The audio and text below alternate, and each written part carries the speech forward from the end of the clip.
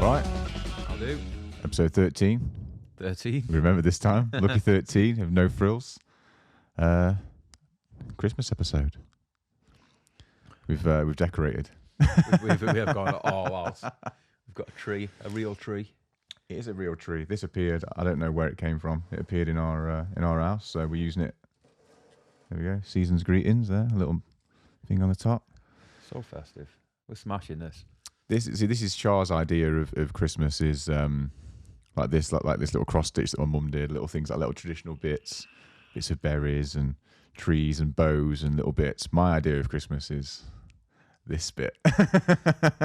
Anything that mocks the status quo and things that people take as normal. That's my thing.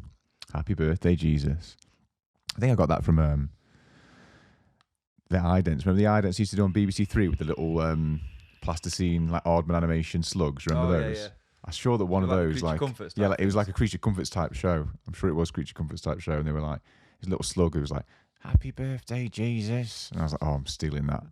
Every time someone says to me like "Happy birthday," I don't think I'd go as far as to wrap presents in "Happy birthday." No, that's a bit. Probably going a bit far with it. Just because you couldn't find it. My sister's birthday is in January, and it's just been like a running joke. I do it every single year, and it makes me crease up every time. It's not even that funny, but it's just like a little picture. For the birthday, I always give her like a leftover Christmas card from the box, just with Christmas written out and birthday written in pen underneath it.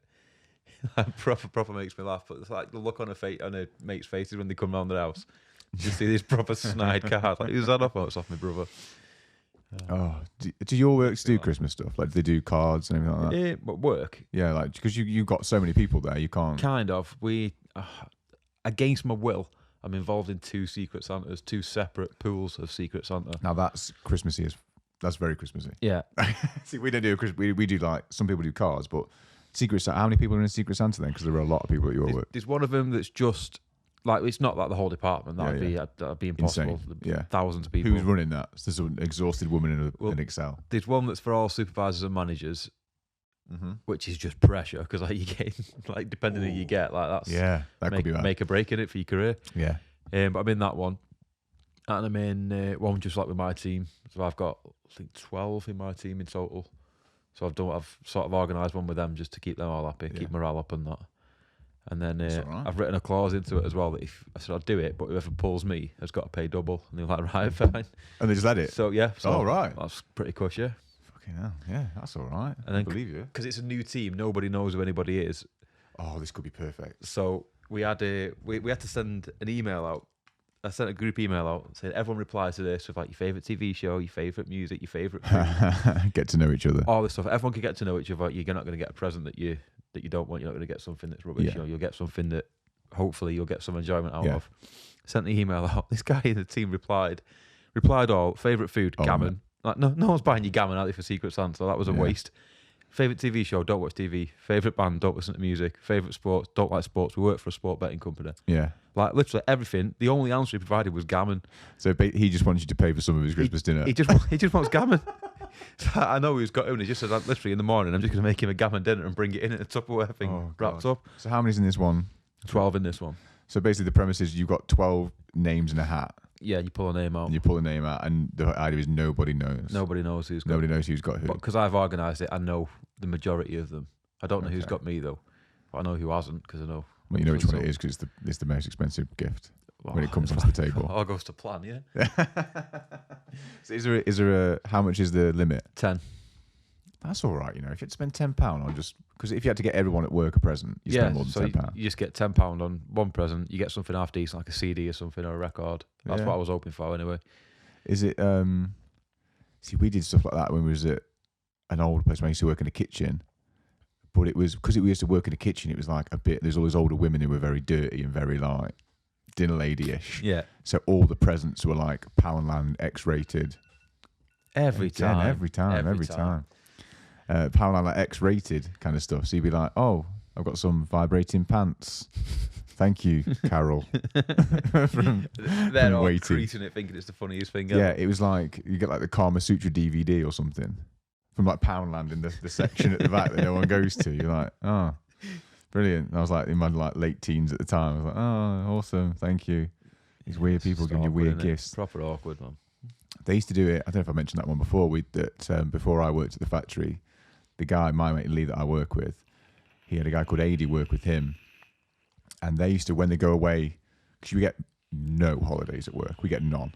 So when they go away, they'd have like a shutdown week in the middle, which everyone was off for, and they'd agree that when they went away anywhere, if they did, that they would buy each other a crap gift. What you could get for £1 was the thing, and the best one that has lasted in the factory is like a Buddha, like a statue of the Buddha that came in like a proper display box and everything for £1. I don't know how he managed to get it for £1, but we've set it up above our press in the way of the CCTV. So if you look at our CCTV camera where we work, it's just like a giant gold Buddha like in the middle of the camera, which is quite funny.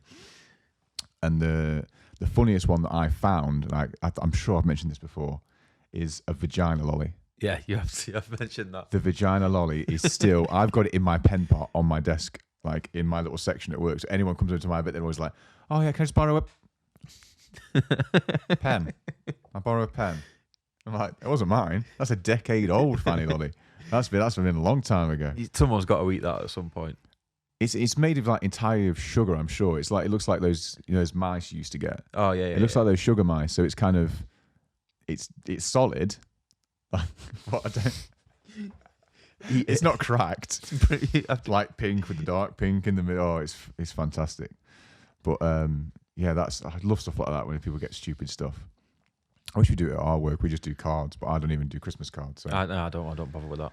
I've normally managed to avoid the majority of all like the forced Christmas stuff. That's like with your family, I don't mind it. Like obviously, I want to get my mum something. I want to Yeah. get my grandparents something. I want to get the wife a present. Like I enjoy that. But like, people at work, Yeah, they're not. Not up for that.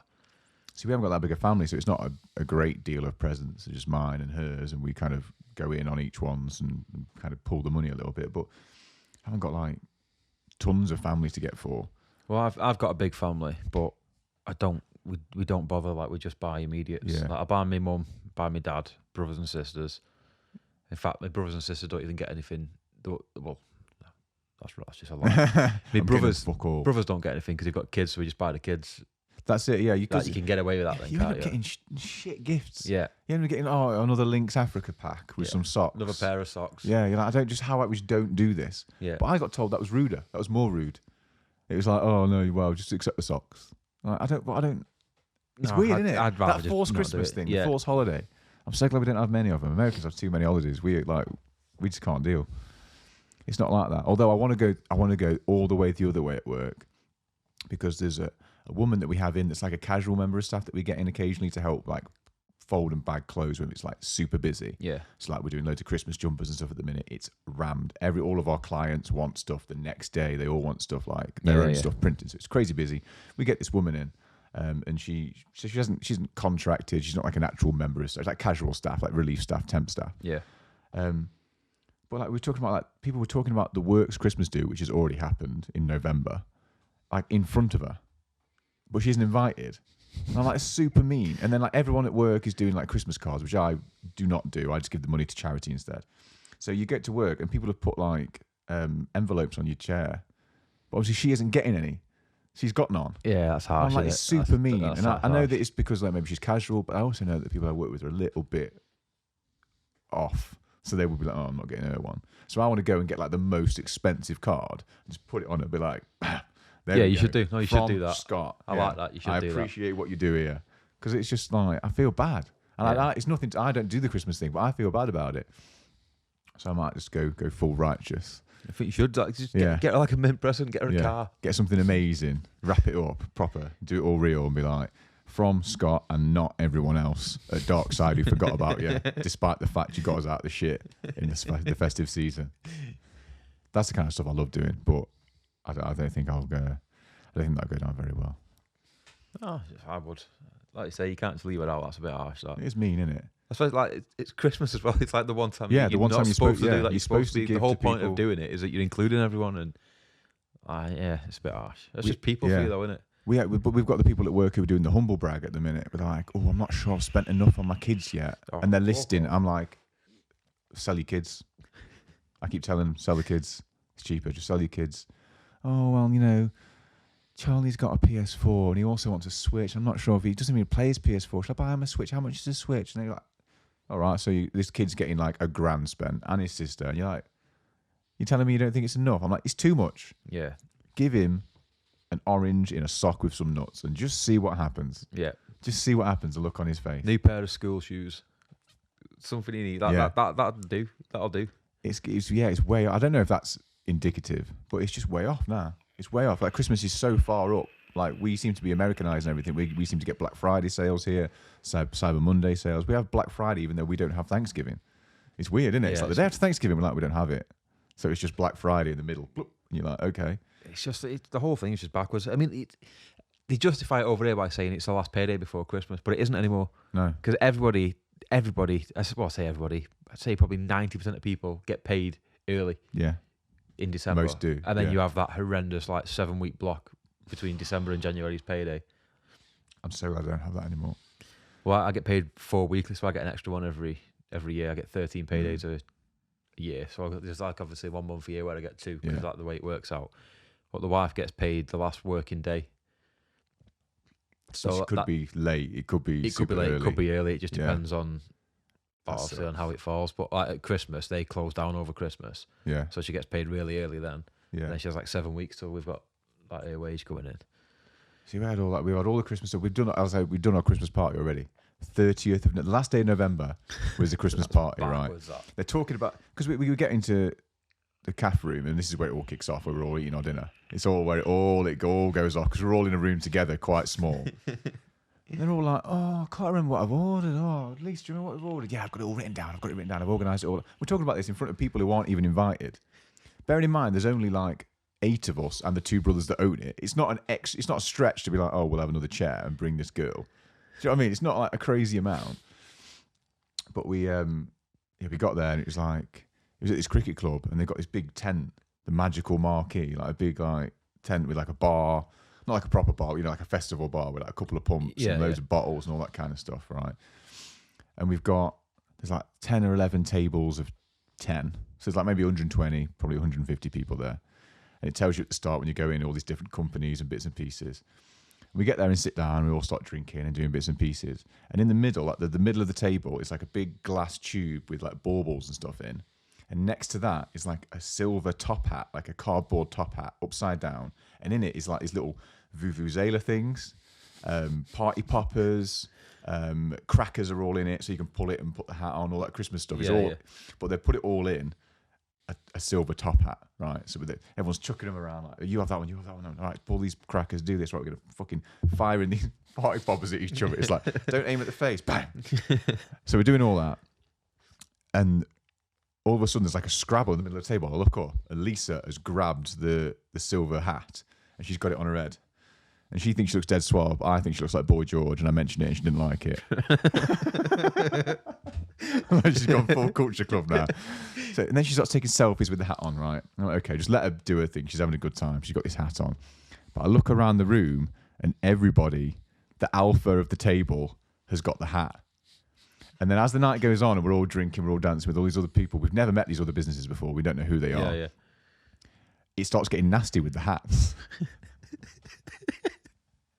So people keep Lisa will be dancing, and then someone will come up behind her, knock the hat off her head, and take the hat and put it on their head and take it back to their table. So we're on table 3 down here, we're at the start. Table 2 has got 6 of 13 hats, and they're we've got to get more hats. We need to get the other hats, and it's because you're all contained in this one thing. It's imagine what I imagine it's what reality shows are like. That entire thing becomes your world. Yeah. That entire tent is your world, and this is how the world is. And it's always going to be a microcosm.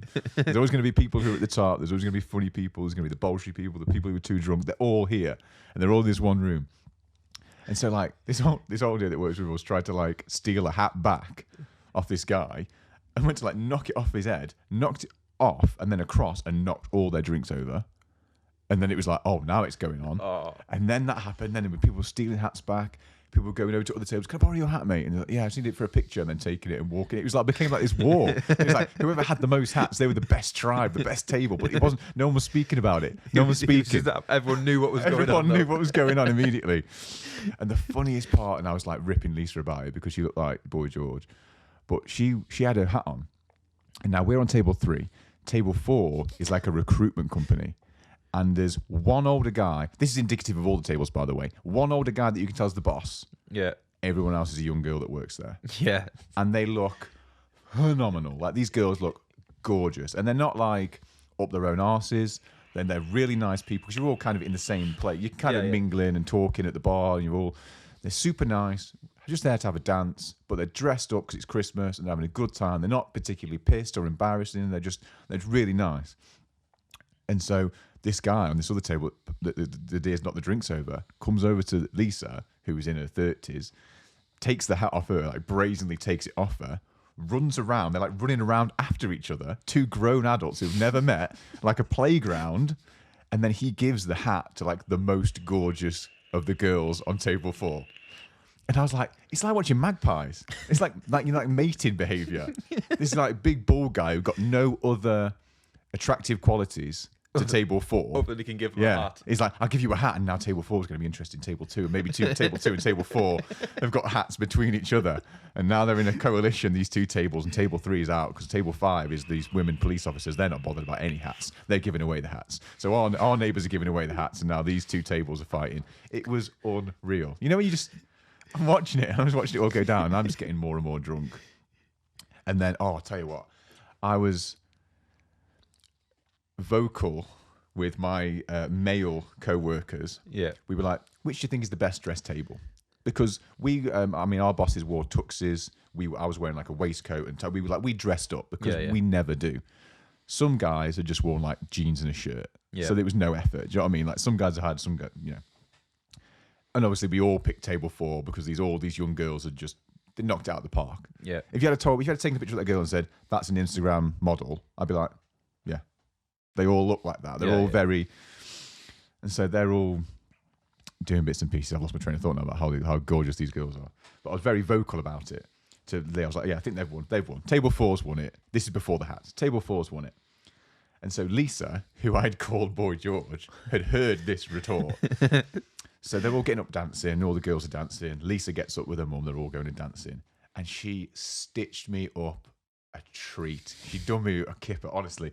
She'd gone to one of the girls who I was like, she's obviously very good looking, this girl, and said, oh, they've won it. This, look how good they're dressed, these ones. She went up to her and was like, that guy was saying you're good looking, you should dance with him. And she came over, grabbed me, and pulled me onto the dance floor. And I was like, I've just been stitched up. Yeah, you've been done. I've been absolutely stitched up. And I didn't think Lisa was that funny. But that was funny. That was really funny because I don't dance at all. I'm embarrassingly bad at dancing. So I was just in deep water. And then she got me again later on because just after that, I was like, I need to go and have some more drinks. I'm not ready for this. I'm trying to drink. The conga starts. This is nothing worse than a conga. There's nothing worse. Lisa grabs me up for the fucking conga. She grabs me into the conga and then sits in my seat. So now... There's nothing you can do though. You can't even get away because you've got someone behind you. I've got a bloke with his muscular hands on my hips, and I've got an older bird in front of me that I'm trying not to sexually harass. So I'm putting my hands flat on her back. I'm like, what is the social implications of me? Do I grab this lady? How does she feel? What am I doing? But I'm like, this guy behind me is into it. He's like squeezing I'm like, oh my God. It was so embarrassing, and you couldn't escape. No, you escape, and you're just in a rival conga then because you've got everyone behind you. Like there's nothing you can do. There was already too much competition in the room. There couldn't be rival congas. It would have gone off. It would have been like Gangs of New York at the start. Blood everywhere. People firing party pops in each other's faces. Paper cutting each other. The vuvuzelas got old. Immediately, all the tables that thought they were funny. We're like, oh, there's these tables again. And then the hat thing. It's too much. Yeah, I'm not looking forward to ours. Mine's on Thursday next week, but that's when it should be. Yeah, it should be, but it's still a works Christmas party, isn't it?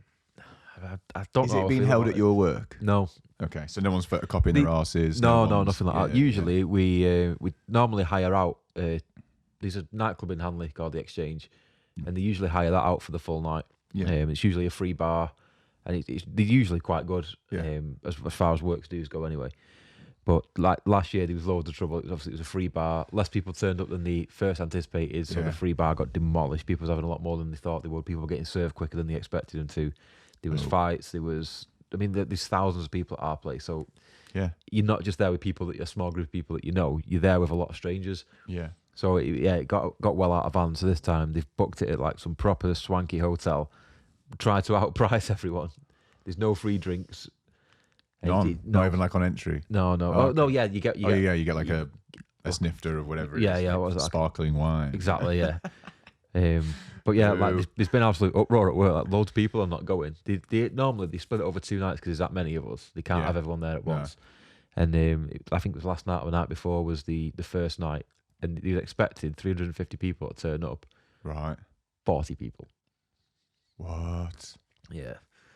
So are these other people having a night out of their own somewhere else as like a protest, or they're just not doing it? I think people were turning up, having the free drink, realising that it was £9 for a gin and tonic, and then going elsewhere. God damn. But I've got mine on Thursday. We'll see how it goes. So it's a bit of a shame we've not got any stories from it. There's normally a good tale or two from That'll be January. It'll be January's episode. I've got another one coming up. We've got the jiu-jitsu one coming up, which is going to be hilarious. Because rather than we're going to have a 3-course meal in a tent in November. Yeah. That's dressed up for Christmas. It's dressed up as Christmas, the Christmas music on. It felt so forced. You can't go into town afterwards because no one else. When I was waiting in town to get my lift with the lads to go to this place, 'cause it's just outside, I'm suited and booted on a Saturday night. Everyone else is just finishing work and no one else is really drinking because it's Christmas. Yeah. It's not Christmas yet, and I'm dressed for Christmas. And so this jiu-jitsu one's coming up. But rather than being in a tent with all this kind of stuff, it's just going to be in a bar in town. You've got the upstairs of it. There'll be a couple of free drinks and pizza buffet. So your expectations are here. Yeah. It's probably going to be amazing because of the people that you're with. Yeah. Rather than, well, it said all this amazing stuff, but then table 2 are here with the hats. So we're going out, but they're going to have to cap it because there's currently 85 of us going to be in the upstairs of this nightclub. Which, even if you divide that in half, that's 40 martial artists and their partners. See, I just imagine that getting horrendously out of control when everyone's had a beer. It's the most fun. And bearing in mind that I don't do social events at all, it is the most fun. And I like it because there are guys that I train with who love, people who just love being the centre of attention. Yeah. Those guys do that the best. So there's always dance-offs, people trying to break dance, all that kind of... So I don't have to do any of that stuff.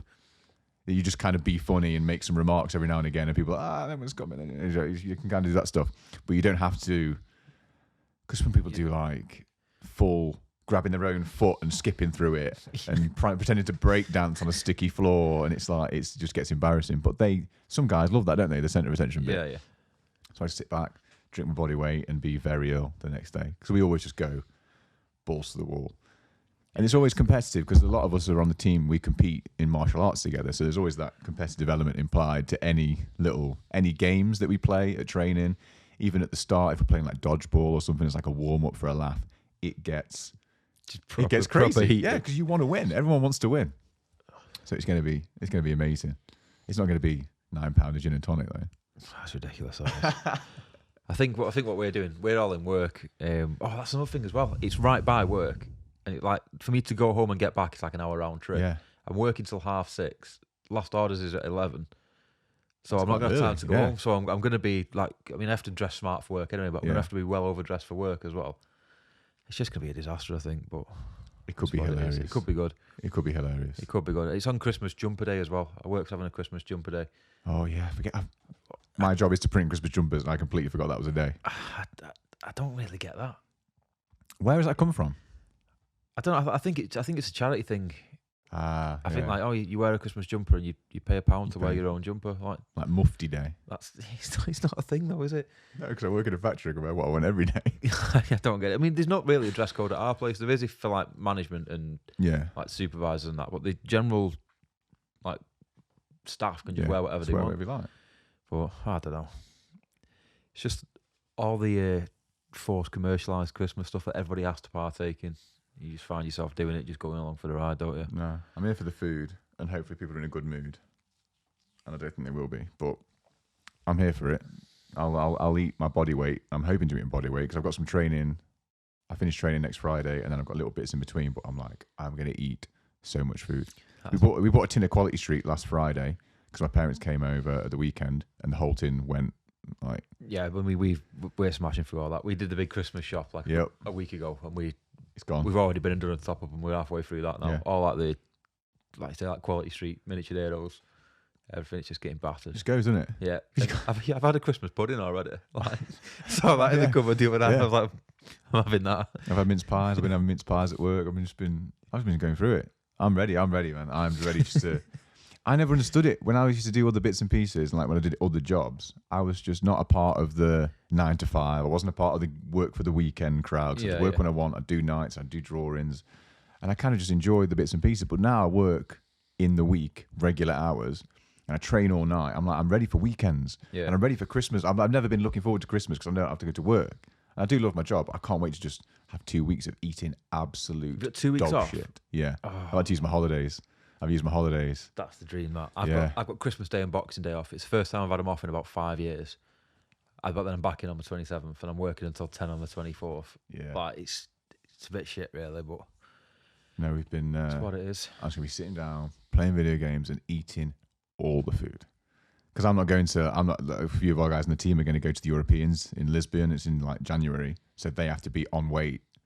So they're going to be not eating as much as they would like to eat. And I'm just going to go balls to the wall. I'm just going to be fat as fuck when I go back after training.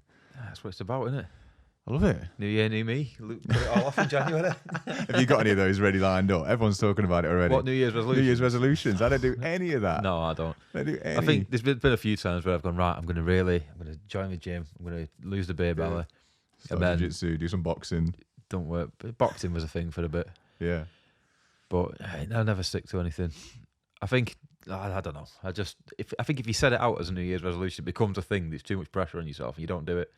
Yeah. Whereas just doing something because you enjoy doing it, that's the way to do it. Yeah, making stuff routine makes it normal. But mine are always like, you need to start saving some money. Yeah.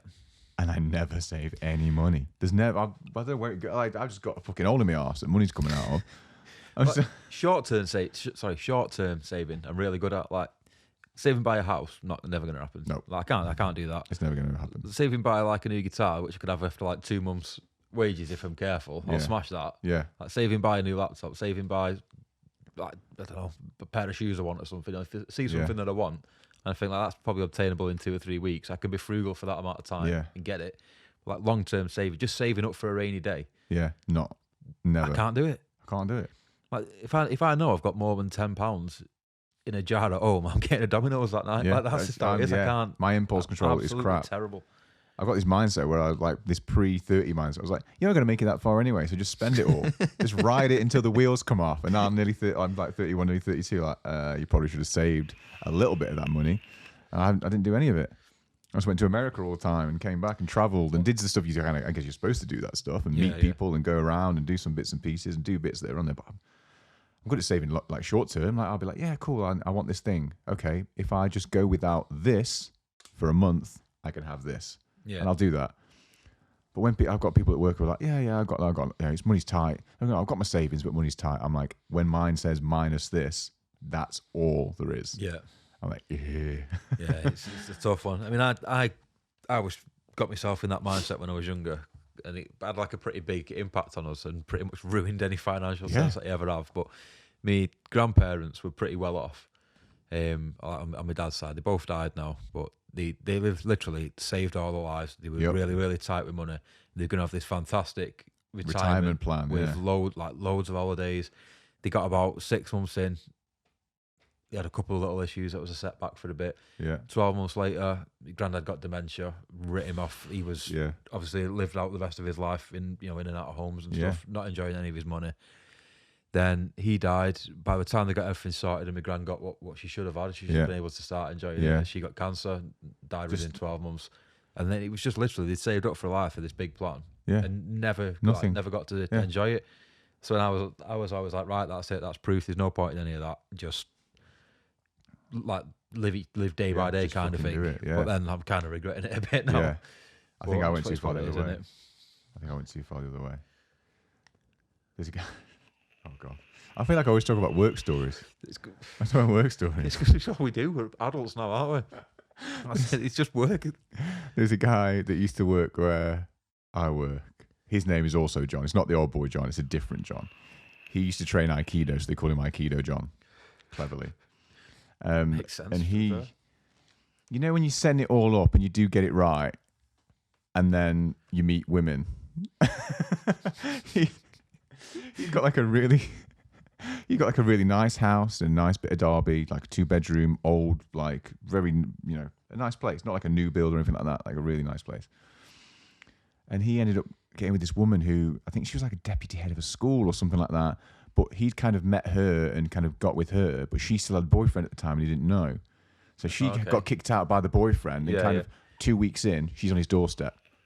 I need to move in. I need something to do. You know what I mean? Like, you're like, when I'm saying it, it sounds sketchy. Yeah. He's going along with it because he's smitten and he's doing it and they live together. Eventually, not far in, I think maybe a year in, she got pregnant. So they got married. So they've known each other a year and now they're married in this place, right? And she's got this kid. They're working together. He has to come back part-time and he's working, doing bits and pieces. But she wants to go back to work because she's a deputy head. She's like, well, I make more money than you. I'm going to go back to work. You can stay and do part-time stuff. So he stayed at home kind of being like the house husband, looking after the kid. Then she was complaining the house wasn't big enough with the money that they'd got. So she ended up going. And then, so when they bought this house together, both of their names are now on the thing. And so it's like she's basically playing house monopoly. Like she's working her way up. So she's got nothing. She's been kicked out with a boyfriend, met this guy, got pregnant. Now she's got her name on a big mortgage that she wouldn't normally be able to afford on her own. Eventually lost respect for the guy and he ended up breaking up with her. He had to leave the house, leave the kid, still pays a ton of money in child service money. Yeah. So he pays tons of money back, even though he's working now at the hospital as like a security guard. But the sad bit is that like we're talking about Z-list celebrities at work and like women at work and celebrities that are on like TV, like Claire Sweeney on 60-Minute Makeover. She never wears a bra, but there's loads of men around the country like, oh, I love a bit of Claire Sweeney. You know that? Or remember Philippa Forrester on Robot Wars? Yeah. That was every dad's favourite one. Everyone was like, oh, a bit of Philippa. That's my dad's favourite, Philippa Forrester, right? So this guy eventually was so broken that he'd come into work and work with my mate Lee, and he'd be so broken that he'd be like having fantasies that he's upstairs and Carol Smiley's downstairs making him some breakfast. And so I shouting up the stairs to him like, John, I'm making you some breakfast. Do you fancy a bit of bacon with your breakfast, John? Like, yeah, Carol, I'll be down in a minute. Like, he's got this, what? He'd lost it. He'd gone crazy, and he's like, he'd constantly just talk about it. Like, all he wanted was Nigella Lawson to cuddle him and put his head on her boobs and be like, I'll make you some crumble later on. Like, his life had just gone from owning a nice house on his own to meeting this woman to living basically in a hostel, like a YMCA hostel he lived in, and fantasizing about Z-list women, just cuddling his head softly into their bosom, stroking his non-existent hair while pretending to make him like classic dishes that he had at school. It's bad, that, isn't it? How did it get that bad? Oh, he's just broken him. Like, this guy was just, he had a job, he had a place, he was working here, and then he had to leave that job because they had to split up. He had to go somewhere else. He works now at the hospital as a security guard. Yeah. Still lives in the YMCA. Like, lives in like a 1-bedroom studio apartment when he had a nice 2-bed house somewhere proper. Jesus. So every time we think of these celebrities, it just comes up all the time. Like whenever we mention Nigella, because we have to put a picture of Nigella somewhere here. W1. Because she is 61 years old. And she is fucking gorgeous. He looks good for 61. Oh, fantastic. Absolutely wonderful. But she... Wonderful. I'm using my work terminology. She's fabulous. She is fabulous. But do you remember that show, You Are What You Eat? Yeah, I do remember With Gillian McKeith. Yeah, Gillian McKeith? She used to finger about your poo. Yeah, she would make you shit in a sieve and go through the shit like this. Grim woman. Grim. I remember watching it. She made this bloke shit in a box. Yeah. And she's like rooting around and going, oh, it stinks. Yeah. Of course he does. Because it didn't shit. He's just shat in a box. Yeah.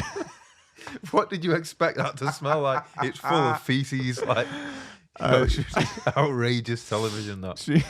She would root for your shit, and she would make you eat super healthy stuff, like horrible, horrific. It was awful stuff on it. It was like people go on these diets. She'd make them put on these diets, and it was like you were never keeping that up. No. You're like, right, you get to eat like potato peel for every meal. Good luck to you.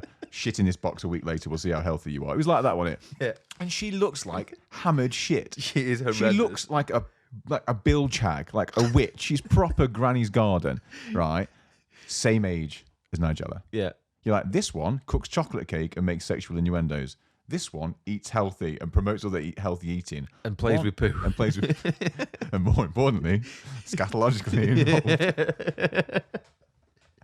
But one is gorgeous. I'm like, that can't just be genetics. No, that's years of eating cabbage, isn't it? Yeah, it's got years of grey steamed cabbage and just drawn out. I don't think it's what you eat. I think it's the fact that you're worried about what you look like, and like it's not good for you, is it? Mm-mm. It isn't good for you. And you've got someone like you said, like Nigella, who just don't give a fuck. She'll make what she wants, say what she wants. Looks a million times better. We have these women at work that we keep referencing, and I don't know why we do. So like, Nigella's one, like Carol Smiley's always one, and then there's ones that we like mention all the time. Do you remember Tess Daly? I remember Tess Daly because I don't watch any shows with her on. She used to do. She used to do dancing. Did she do something with Cat Dealer? Was it CD UK or something she was on? I don't know. Thinking that. I can't remember. I do remember her. But she's 50, and she's like gorgeous blonde hair, like looks amazing, and she's 50. And there's women at work who are in their 50s who have gone a bit Gillian McKeith because they've got a lot of road miles on them. So like whenever they come around, like we were like, "Do you know that Tess Daly's 50?" And then we're like, "What are you talking about?" And then like later on they'll come back and me and Lee will be stood there, and they're like in earshot, we'll be like. 50.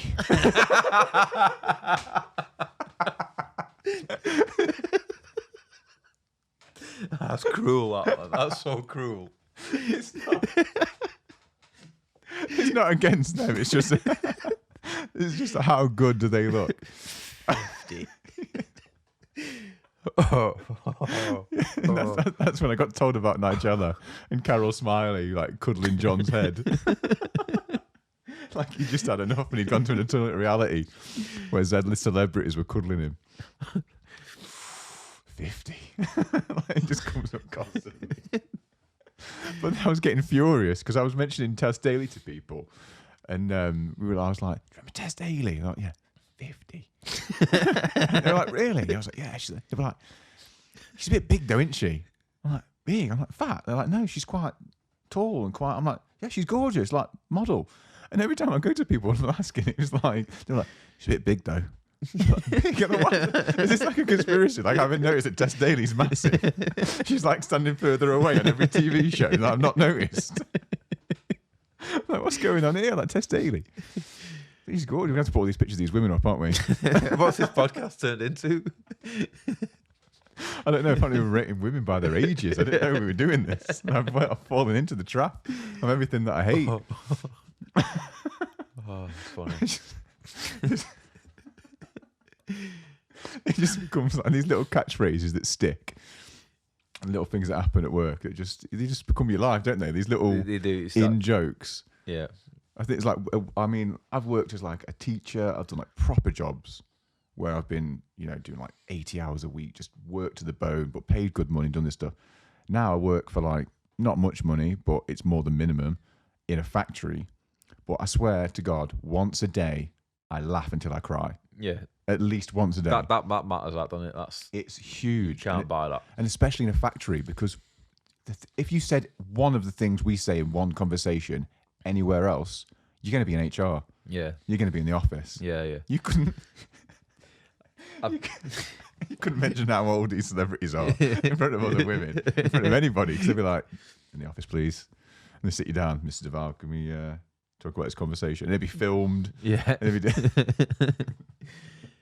See, I have workplaces like that. Like, the best job I've had for laughing and stuff was when I was at the pet shop, and that was the same. That was literally level stuff, minimum wage. The vast majority of my job was just literally shit shoveling, just cleaning shit out of animal enclosures. I mean, they were big enclosures that you'd go in, and you'd be in an enclosure that's got like 5 crocodiles in it, And like, no, like, literally, that was the sort of animals that we were peddling. God. And you'd just be peddling shit. These like chicken enclosures that were like bigger than this living room. It was like a proper big scale thing. But the job was really like proper strenuous, proper hard work. Yeah. Like on paper, it's a terrible job, but I absolutely loved it purely because of the people. Like you turn up, you'd have a laugh every day. Whereas now I'm like financially doing better in the job I'm in, but it's an office job for a big company, and it's faceless kind of turn up. I mean, I'm not saying I don't like it, I enjoy it, but like, I'd love to go back just to somewhere. Oh, it's somewhere like that where it's just. Well, you can like I don't know how to explain it. I've done jobs where like when you're a teacher, you can be like you make a difference, and that is the only thing that carries you, because the pay doesn't. Yeah, making a difference is the entire thing, and it's awesome, but you will hate it. I don't make a difference at work. People want like good prints, and I'm like, I can print well. Like I'm glad, and I like prints, and I enjoy doing it. Yeah, but I enjoy titting about, man. We just tit about. That's it. It's like the triangle. Have you seen that? It's just like you can pick two, and you've got paid well, enjoy the job, or get job satisfaction out of it. Like you never get all three. No, you never get all three. And we just tit about. It's like we just have these inane conversations every day about stupid. Like the other day, like a woman came down from, because we said we'd print our own clothing. She works up in that section, like selling out all our clothing and stuff. So people, like a shop will be like, oh, I need like 20 of these Freddy Krueger t-shirts or whatever. It's like, oh, cool. So she'll send them out and does all the merchandising kind of stuff. Whereas I'm down on the floor printing the actual clothes. She came down to help do some bits and pieces. So she came down, and when she came down, for some reason, me and the guy next to me, we're on the same wavelength. We start clapping and applauding and pretending that we're Jules Holland walking around the room and like, and then gentlemen, please welcome Sue. And like she comes down and we all start applauding, and then people turn around and be like, yeah. It's like, but he's like, what? At the end of the day, when I come home and I try and explain it to somebody like Shah who isn't involved in that, you just sound mental. Yeah, and female. I don't know whether it's a guy thing. We just tit about. She's at work and she has a good laugh with the guys that she works with, but they're not laughing like we're laughing. Yeah. When you're on the same wavelength all the time. A couple of times that me and Lee will say, and like we'll say the punchline to a joke at the same time, and we'll be like, fucking shit, we need to spend some. I'm going to go down this end of the factory. I need to be away from you. This is getting a bit weird now. It's just funny. It's like, oh, we're like Jules Holland. Like, what are we doing Jules Holland for? Just because. Or we mention stories about other people that used to work there, or people who come down, or we'll tease the bosses relentlessly. And we'll let them like drop little bits, because it's like little digs you get to the bougies. Yeah. Like the two brothers that own the place, they've both had hair transplants. Basically, one brother gets something, the other brother has to have it. And one, years ago, went to Turkey and got a hair transplant and came back. So the other brother, they're just so childish, went and got it done too. And both of them have started to go again. Yeah. So we were like, we endlessly tease them all the time about it, about like the way they're brutal. I'm like, so I potted your hair again today. What's going on with that one then? Like, just be like, they haven't had a haircut. Like, they just mention the hair. We do it like in jest, because they'll say something else to me. Like we'll be talking about someone, they'll be talking about, I don't know, a designer at another company. He'd be like, yeah, she's one of these people. She's got loads of holes in her face, loads of fucking holes in her face. Like, and I'm like, knowing that I've got all my piercings. I'm like, yeah. And then, but these two chav lads came in at work. They wanted to do their own fashion line, essentially. They wanted their own fashion line. Can we do this, and this? And they talked to Nick, one of the brothers. Now they do look alike, but they're not twins. Yeah. These lads came back in like a day later and were like, can we speak to one of the twins, please? At which point someone starts laughing, because they're not twins, but they are brothers. Yeah. And he goes, which one you on about? Which brother you on about? And he goes, the bald one. And then there was a fight between them. Who was the bald one?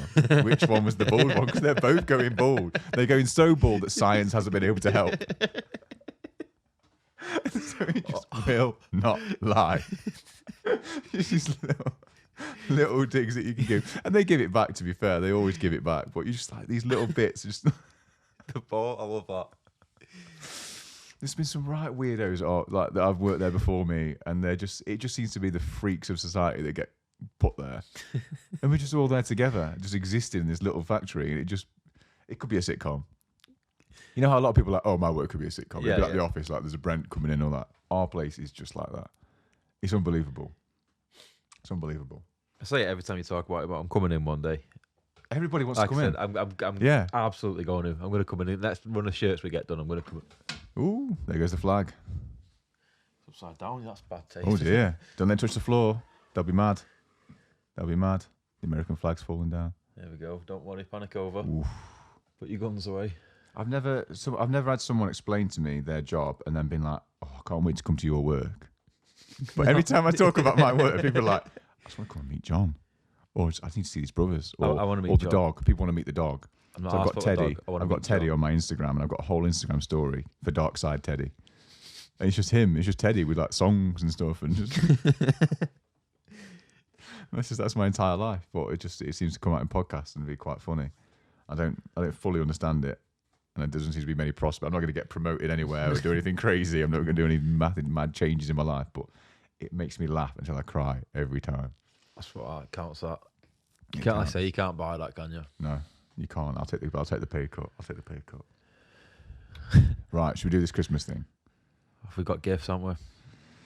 Did we mention that on the podcast last time? I don't know if we mentioned it at the end. I don't know. We said, To be honest, I can't remember, but... We were just talking when we said, right, we'll get each other a shit gift. And No, I didn't realise it was supposed to be a shit gift. Oh, I've gone right, all yeah. out with Well, this. yeah, you see this. Should we do it this way? I think we should. This is really awkward. I- It's been filmed. It's like when you're a kid and your dad comes in with a video camera on Christmas morning, isn't it? Yours is wrapped. Mine wasn't wrapped. It arrived this morning. I'm quite good at wrapping presents, I think. And I was about to comment. The wrapping is actually quite good. I'm proud about that. Yeah, that's nice. That right. Do you know what? I know it is. I know it is. What do you mean? I know what we've both done because we both think we're really funny, right?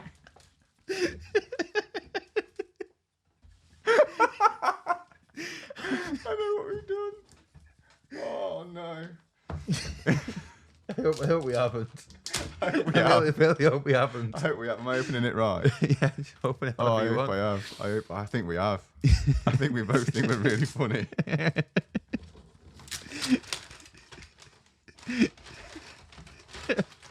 The suspense. Is it?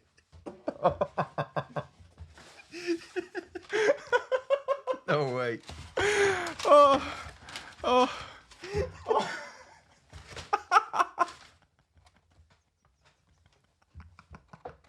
Oh no! We both bought each other the same present of all the presents.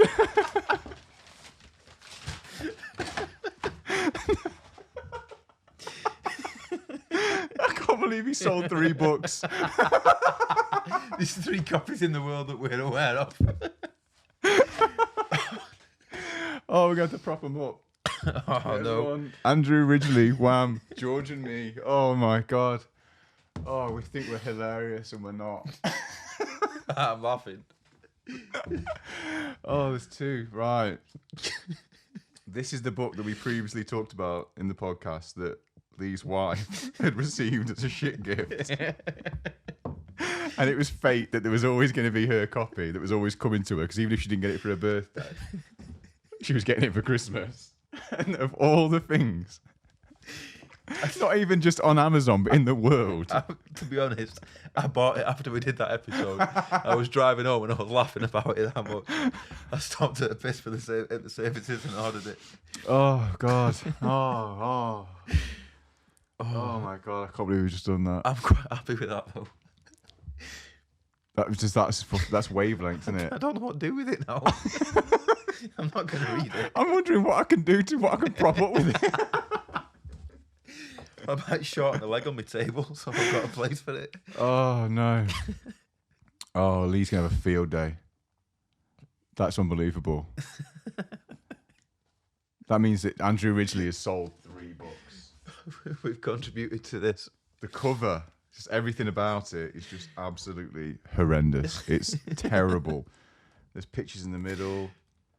He doesn't do anything, though. It's just... There's photos of him as a child. I don't even know what he looks like as an adult. Oh, no. I've not even looked through it or anything. Oh, I've just... this is wonderful. Oh, my God. Oh, we have outdone ourselves. The next episode, we'll both read it and we'll compare notes. Yeah, we'll read off, our favourite passages from Andrew Ridgely, Wham, George and me, January on No Frills Podcast. Oh, man. I don't know where we go from it. I think that's it. I think we're golden. I mean, probably forever. Oh, that's happened. Do you think about all the things that exist in the world? Like everything, you're like, what can you get as a shit gift? And we both bought the same gift. I'm quite happy. I'm quite happy with it. I think it's. I don't know. For some reason, I'm really pleased how it's worked out. I mean, I'm devastated that that's coming home with me. I thought I'd got rid of it, but I'm quite happy that we're both on the same wavelength. Oh, Amazon Prime. Oh, man. God, the technology exists to get that book to us. It'll be relisted in the morning. Yeah, there's 2 more eBay listings going up. Oh my God, I'm crying. That's unbelievable. Oh, well, I think that's it, isn't it? That's us. That's us. No Frills Podcast, episode 13. Merry Christmas. Merry Christmas. We'll be back in January. This is, we're always on Lucky Star Radio, the fourth Friday, definitely the fourth Friday, not the last Friday of every month. It's 9 a.m., 12 in the afternoon, and 5 p.m. if you're in the UK. We always put stuff on our Facebook, which is facebook.com/No Frills Podcast. Our Instagram, No Frills Podcast. No Frills Podcast. And YouTube. Yeah, there's links to our YouTube from our bios in both. So, yeah, Merry Christmas, and we'll see you in January, I guess. Ta-ra. Bye.